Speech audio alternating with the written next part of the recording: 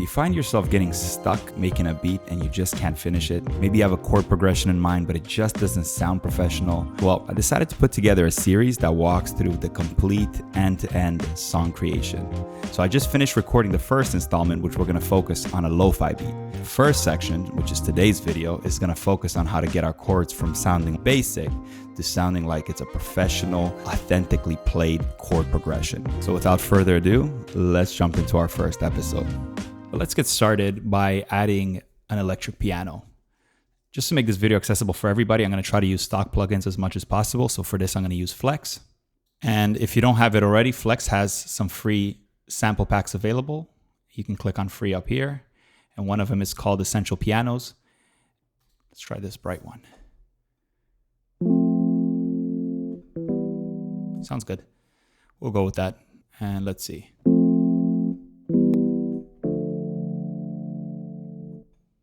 Let's record it.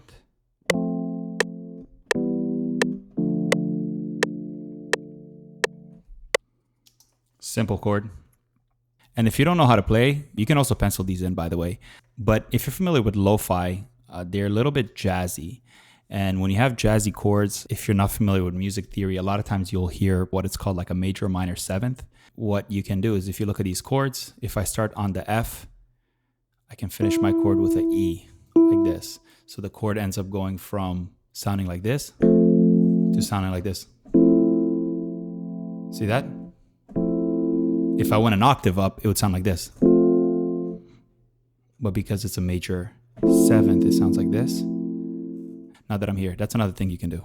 Let me delete those. If you don't know your chords and you do want to make lo-fi and you want to make them sound jazzy, you can always go from like a major seventh. We'll start at the same one right there. Let's go to a minor.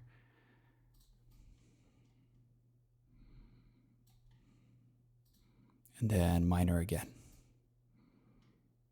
Let's hear that.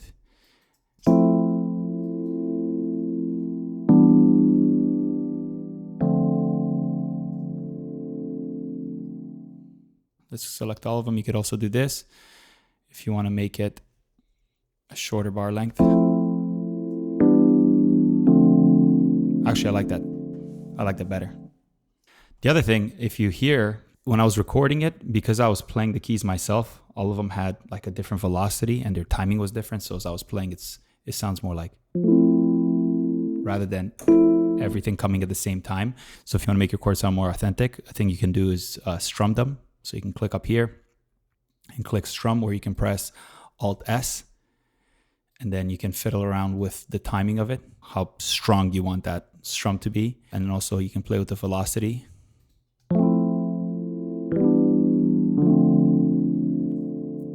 Another thing that I highly encourage you to do as well, if you do have access to a keyboard, so I have a 25 key keyboard here and then another 49 on my side. So I have a narrower range in front of me, but what you can always do is do loop recording, right? So, and when you set record, you go to options, ensure that blend recorded notes. So Control B, blend recorded notes is on.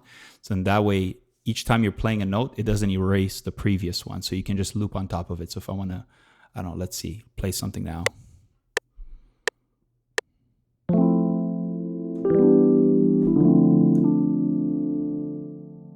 See, now I have my notes right on top here.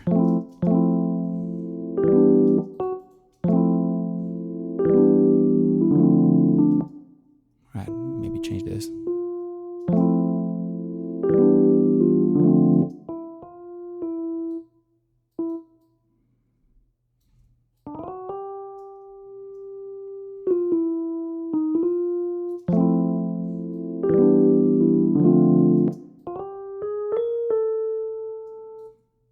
Let's pull these guys back a bit.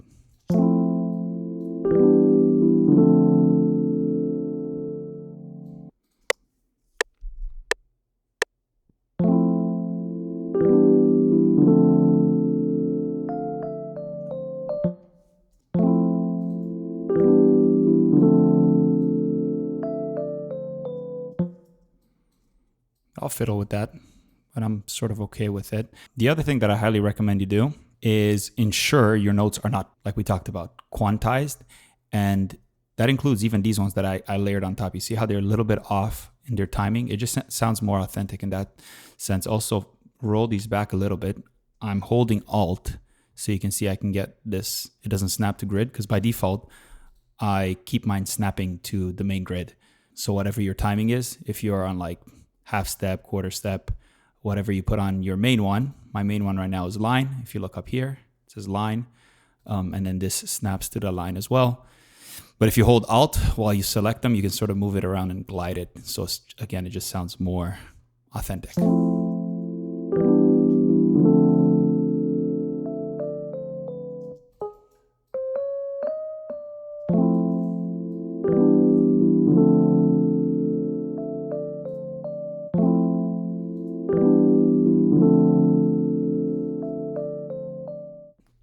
Just like that, we created a melodic loop.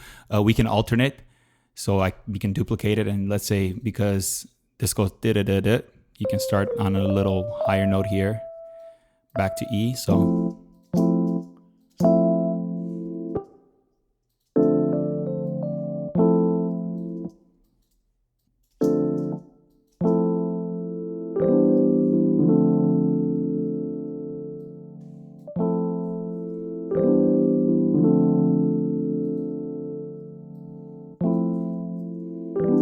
put those in the same pattern. Let's see how that sounds.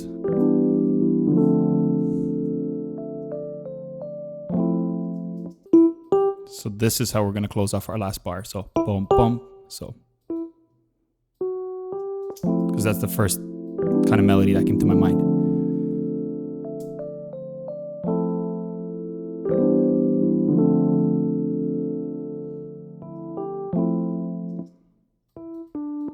Actually, that might sound better lower.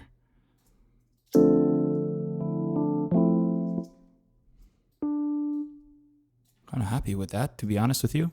Another tip, if you want to make the sound of those electric piano sound wider and give it a further depth, this is what I recommend you doing. So I'm going to clone it and then insert a layer, which comes with FL Studio. Double click on these while you have this open and say set children.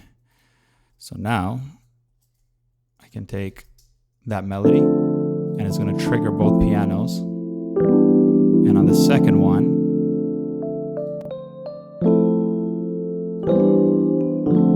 see that? So now you have two different pianos being played and it gives it a further dynamic, right? So I'm layering those sounds. And then what you can do is pan one, 35% left, the other one 35% right. Yeah, this one's right, left.